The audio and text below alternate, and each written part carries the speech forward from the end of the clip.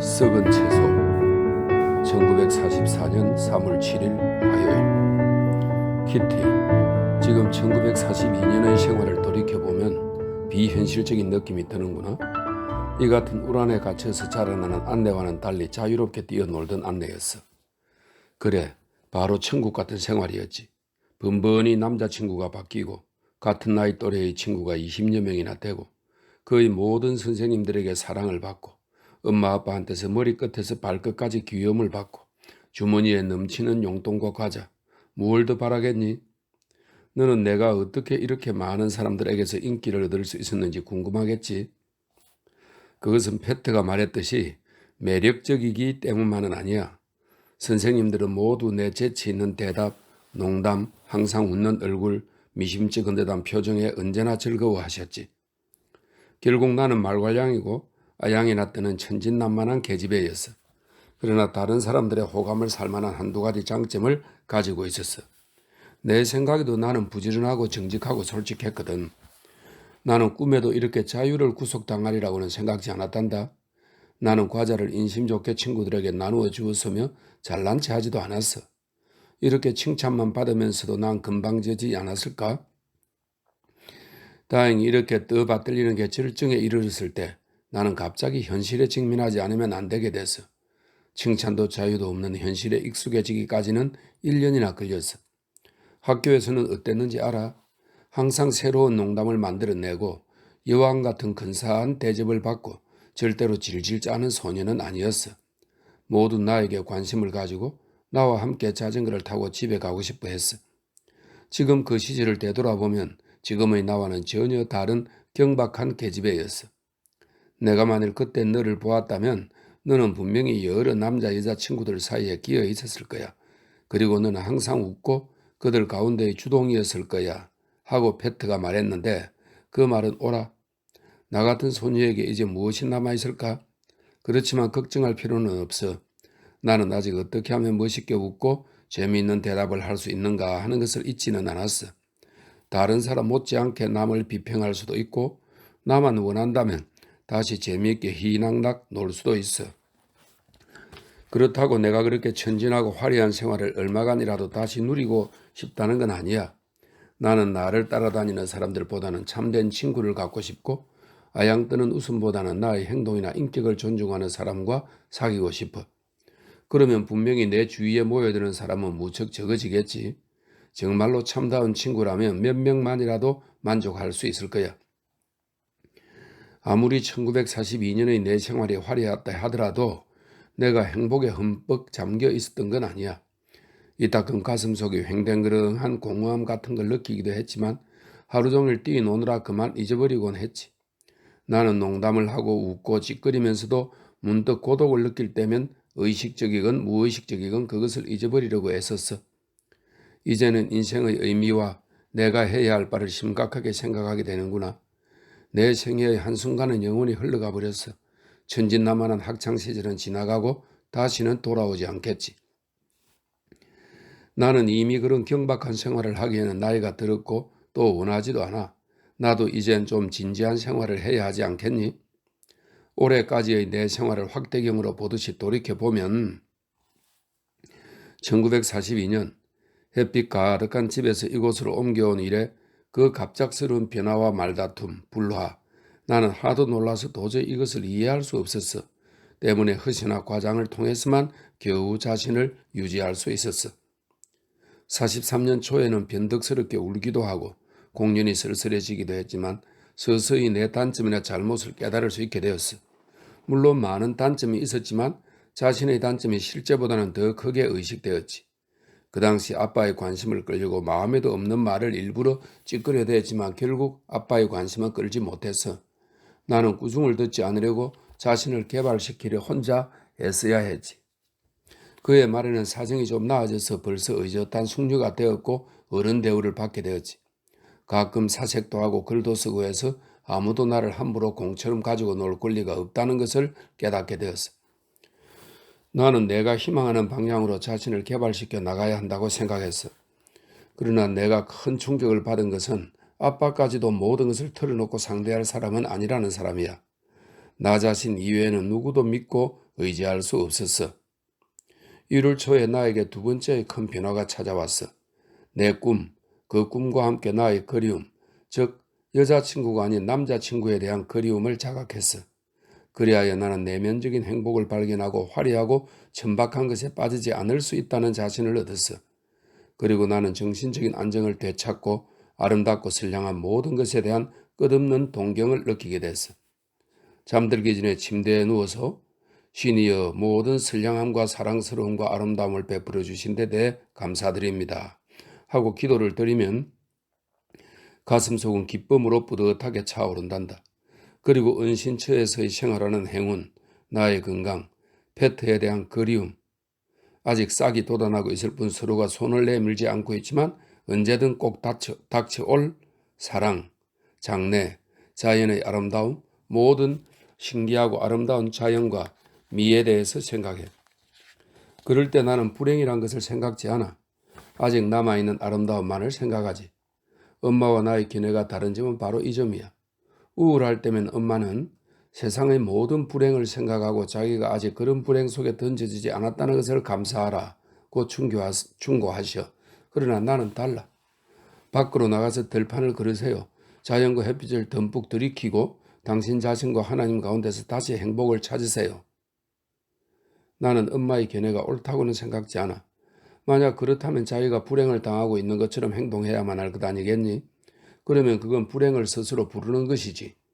반대로 자연이나 햇빛이나 자유나 인간 자신 속에는 항상 아름다움이 간직되어 있는 것이 아닐까. 그렇게 믿는다면 인간은 자신과 신을 깨닫게 되고 마음의 평정을 되찾을 수 있을 거야. 행복한 사람은 누구든 다른 사람들까지 행복하게 만드는 법이야. 용기와 신념을 지닌 사람은 결코 불행 속에서 죽지 않네. 1944년 3월 12일 일요일.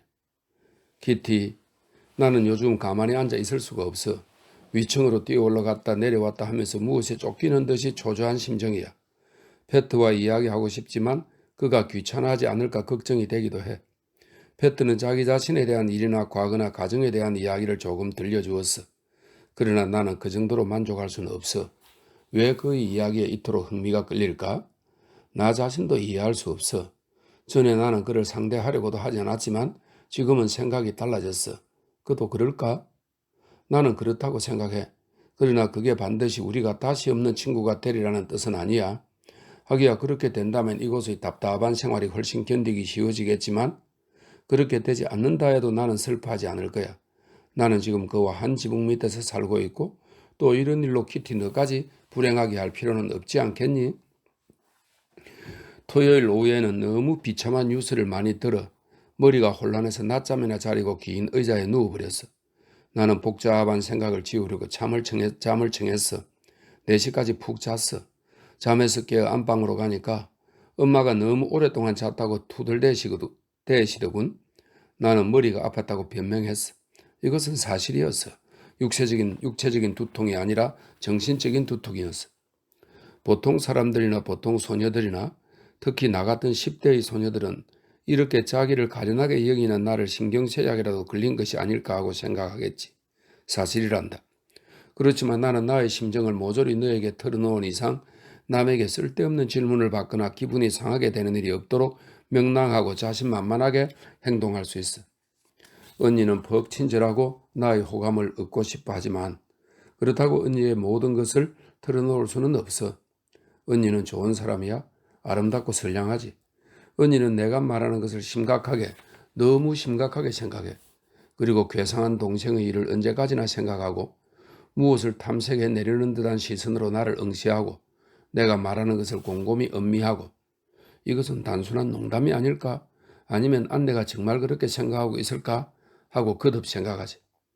나는 언제 내 생각을 모조리 술술 풀어놓을 수 있을까? 그리고 언제 다시 마음의 평화와 안식을 되찾을 수 있을까? 안내. 44년 3월 14일 화요일. 키티, 나에게 별로 유쾌한 일은 아니지만 너에게는 재미있을 것 같아서 요즘 우리가 무엇을 먹고 있는가에 대해서 이야기하겠어.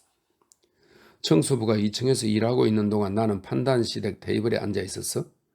이곳에 오기 전에 산 좋은 향수를 바른 손수건을 코에 대고서 너는 이것이 무슨 뜻인지 모르겠지? 이제 그 이유를 설명해 줄게. 우리에게 식량 쿠폰을 구해주던 사람이 체포되었기 때문에 우리는 지금 5장의 배급 카드밖에 없고 쿠폰도 기름도 없어. 미프와 코프 아이스씨는 병석에 누워있고 엘리는 쇼핑을 할 틈이 없어서 집안 무력이나 활기가 없고 식량도 없어. 내일이면 기름도 버터도 마가린도 바닥이 날 거야.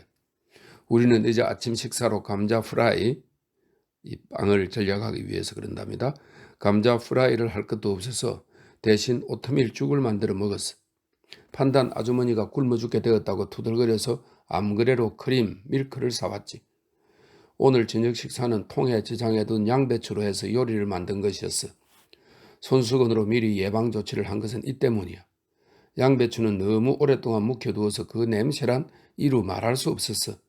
방 안에 가득 찬 냄새는 이 밖에도 썩은 금포도와 달걀을 합쳐놓은 듯해. 오, 이런 것을 먹을 생각만 해도 병에 걸릴 것만 같단다. 그리고 감자도 여러 가지 병에 걸려서 이 2통 중 1통은 몽땅 난로에 버릴 수밖에 없었어. 감자의 병에 대해 조사해보고 암, 천년두, 홍역 같은 종류의 병이라는 결론을 얻었어. 농담이라고? 전쟁이 일어난 지 4년째 피신 생활을 하고 있다는 이 사실은 농담을 할 일이 아니야. 아, 이 얼빠진 전쟁 노래가 빨리 끝났으면. 정말로 이곳에서의 생활이 좀 더 유쾌할 수만 있다면 식사 따위는 상관하지 않을 거야. 늘 아웅다웅이야. 이같이 지루한 생활을 서로 더욱 못 견디게 만들고 있어. 다음은 현 상태에 대한 어른들의 견해란다. 판단 아주머니. 부엌의 여왕 노릇에 벌써부터 흥미를 잃고 있어요. 그저 아무것도 하지 않고 앉아있기가 답답해서 부엌으로 갈 뿐이에요. 그렇지만 기름이 없어서 음식을 만들 수 있어야 하죠. 이런 고약한 냄새만 맡으면 병이 날 것 같아요. 내가 이렇게 애쓰고 있는데도 불평과 욕만 듣게 마련이니 난 언제나 죄를 뒤집어 쓰는 희생자예요. 게다가 내 생각에는 전쟁도 희망이 없어요. 독일 놈들이 이길지도 모르잖아요. 굶어 죽지는 않을지 모르겠어요. 화만 나면 그저 누구에게든 떼들고 싶어요. 판단 아저씨. 나는 담배를 피우고 또 피울 때야. 그러면 식량난도 전쟁도 마누라의 기분도 걱정이 되지 않아. 마누라는 참 좋은 여자야. 만약 아저씨한테서 담배가 떨어지면 사정은 달라진단다. 그러면 이렇게 말하지. 곧 병이 날 것 같아. 우린 오래 살지 못해. 난 고기를 먹어야겠어. 마누라는 왜 젖골이람? 이 다음에는 꼭 끔찍한 싸움이 따르게 마련이야. 엄마. 음식은 그다지 문제가 아니지만 난 지금 빵 한 조각을 먹고 싶어요. 굉장히 배가 고파요. 내가 만일 판단 부인이라면 벌써 남편의 담배를 끊게 했을 거예요. 그렇지만 나도 담배 생각이 간절해요. 담배라도 피우지 않으면 견딜 수 없어요. 영국 사람은 잘못도 많이 저질렀지만 전쟁은 호전되고 있어요. 나는 폴란드로 끌려가지 않은 것을 감사해요. 아버지, 만사는 잘 돼가고 있어. 나는 아무것도 필요 없어. 시간은 충분하니까 걱정하지 않아도 돼. 그리고 나는 감자면 좋게. 내 몫은 엘리에게 나누어줘. 전쟁은 호전되고 있어. 아주 낙관적이야. 디셸씨. 나는 오늘 일은 꼭 해야 해. 모든 일은 제 시간에 마쳐야지. 전쟁 소식은 괄목할 만하고 우리가 체포당한다는 일은 있을 수 없어. 나는. 안내. 44년 3월 15일 수요일. 키티. 이 순간만이라도 이런 우울한 분위기에서 벗어날 수 있다면 오늘 나는. 만일 이러한 일이 일어난다면 곤란할 텐데 만일 누가 병들면 격리시켜야 할 테니 우리는 하는 말을 들었단다. 결국 이쯤 해두면 너도 은신처의 식구들에 대해 잘 알고 있으니까 이런 대화가 어떻게 진행되었는지 알 수 있겠지. 만일 하고 걱정에 대한 것은 클라레르 씨에게 근무 소집 영장이 나왔기 때문이야. 엘리는 유행성 감기에 걸려 내일은 집에서 쉴 것 같다. 미프는 또 인플루엔자가 완치되지 않았고 코파이프 씨는 위장 출혈이 악화되어 의식불명 상태에 빠져 있어. 얼마나 슬픈 이야기니? 창고에서 일하는 사람들은 내일 쉬어. 엘리가 집에 누워있을 터이니 문은 모두 잠겨있을 것이고 우리는 이웃집 사람들에게 발각되지 않도록 쇠한기처럼 조심해야 해. 한시에는 행크가 버림받은 우리를 찾아와 주기로 했어. 마치 동물원지기처럼. 그는 처음으로 우리에게 외부 세계의 소식을 전해주었어. 우리 8사람이 행크의 주위에 몰려있는 꼴을 상상해 보려무나 그것은 마치 할머니가 손자들에게 옛날 이야기를 들려주는 것과 똑같은 모습이었지. 그는 열심히 귀를 기울이는 우리에게 우리가 궁금해하는 식량난이나 미포의 의사에 대한 이야기를 들려주었어. 그 의사는 통 의사 같지 않더군요. 오늘 아침에 내가 전화로 유행성 감기의 처방을 부탁했더니 아침 8시에서 9시 사이에 가지러 오라는 대답이에요. 그건 그렇고 만일 악성 감기라면 전화에 대고 아 하고 입을 벌리고 혀를 보이세요. 아, 잘 들립니다. 당신 목에 염증이 생겼습니다. 처방전을 줄 테니 약방에 가서 약을 사세요. 안녕히. 이렇게 말한답니다. 전화로 진찰을 하다니요. 그러나 의사를 탓하고 싶지 않아. 사람은 손이 둘밖에 없는 법인데 요즘처럼 환자가 많아서야 의사의 손이 미치지 않을 수밖에. 요즘 병원의 대합실이 어떠리라는 것을 상상할 수 있어. 지금 의사들은 건강보험에 가입한 환자들을 따돌리진 않지만 증상이 가벼운 환자는 상대하지도 않아. 여보세요? 여기서 뭘 하시오? 맨 뒤로 가십시오. 위급한 환자가 더 급합니다. 이런 식이란다. 안내. 1944년 3월 16일 목요일. 키티. 밖은 온통 해맑은 하늘이구나 말할 수 없이 곧 다락방으로 올라가려고 해. 페트가 나보다 훨씬 침착한 이유를 알았어. 나는 이리저리 쫓겨다니는 신세인데 반해 그는 공부하고 꿈꾸고 명상에 잠기고 잠잘 수 있는 자기 자신의 방을 갖고 있기 때문이야. 뒤셸 씨와 공동으로 사용하는 방에 머물러 있는 시간이 얼마 되지는 않지만 그래도 혼자만의 방을 가지고 싶어. 내가 자주 다락방으로 도피하는 것은 이 때문이야. 그곳에 있거나 너에게 편지를 쓰는 잠깐, 아주 잠깐 동안만 나는 나 자신을 되찾을 수 있어. 그러나 나 자신을 한탄하지는 않아. 반대로 용기 있게 살고 싶어. 다행히 내 마음속의 생각은 아무도 몰라. 단지 내가 엄마에게 점점 쌀쌀해지고 아빠에 대해서도 전처럼 어리광을 부리지 않고 언니에게는 아무 말도 하지 않는다는 것을 알고 있을 뿐이야. 나는 타인과 완전히 단절되어 있어. 마음속에서 끊임없이 계속되는 갈등을 아무에게도 보여서는 안 되겠지. 마음속의 갈등이란 이성과 욕망의 싸움이야.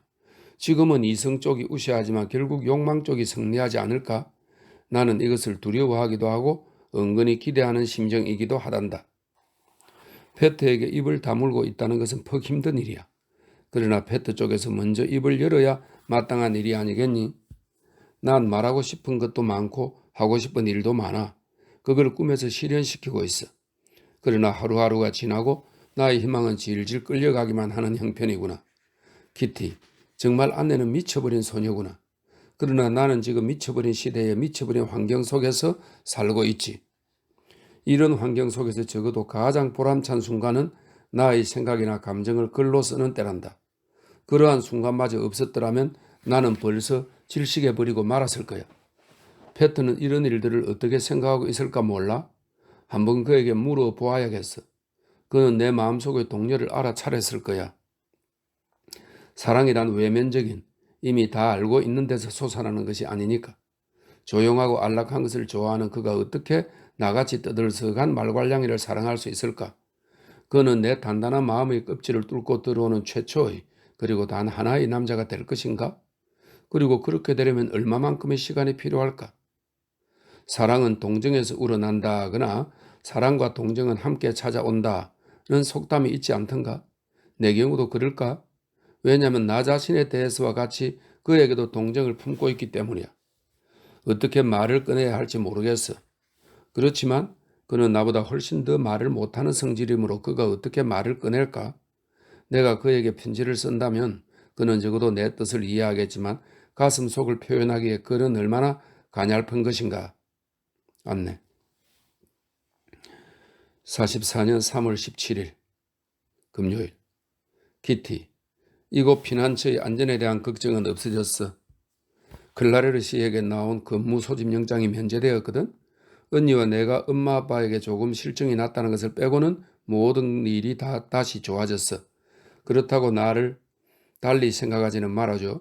너도 알다시피 난 엄마하고는 어떻게 해도 잘 맞지 않아. 아빠는 지금도 전과 마찬가지로 존경하고 있지만 나만한 나이가 되면 누구든 자기 의사를 가지고 있고 독립하려고 하잖아. 위층에 올라가면 뭐하러 가느냐는 질문을 받아. 또 내 음식에 소금을 치는 것조차 허락을 받아야 해. 저녁 8시 15분만 되면 엄마는 그만 자라고 하셔. 내가 읽는 책은 모조리 검사를 받아야 하고. 나랑 언니는 하루 종일 이것저것 해묻는 것이 질색이야. 엄마 아빠는 특히 나한테 대해서만 마음에 안 들어 하는 일이 있어. 내가 지금까지처럼 엄마 아빠에게 키스를 하려 하지 않는 것과 집안 사람들이 애칭으로 부르는 것이 쑥스러워서 싫다고 말한 거 말이야. 얼마 동안 이런 부모와는 헤어져 있고 싶어.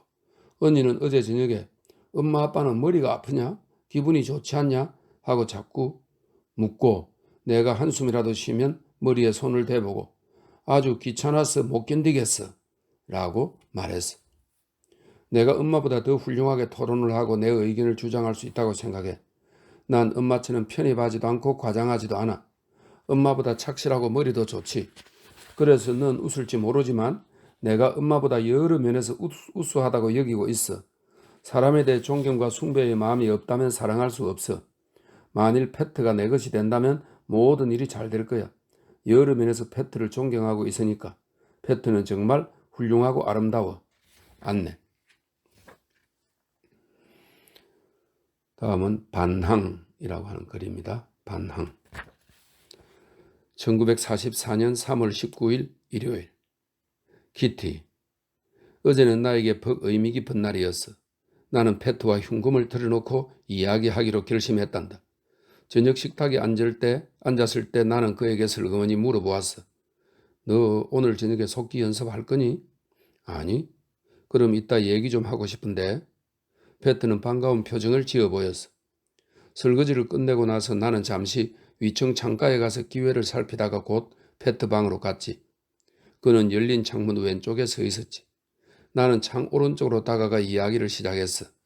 환한 햇빛 밑에서보다는 약간 어둑어둑한 창 옆에서 이야기하는 것이 훨씬 정서적이었어. 패트도 같은 기분이었을 거야.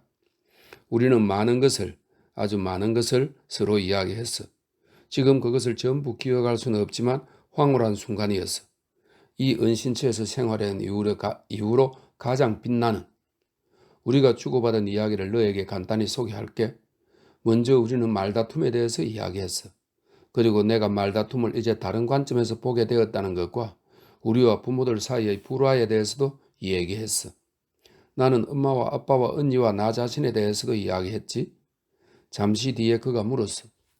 너는 아마 항상 잠들기 전에 굿나잇 키스를 하지? 그럼 왜 너는 안 하니? 안 해. 누구하고도 키스한 적이 없어. 생일에는? 그때는 하지만. 우리는 부모와 자아를 좋아할 수 없다는 것. 그의 부모는 그에게서 신임을 얻고 싶어 하지만 그는 원하지 않는다는 것.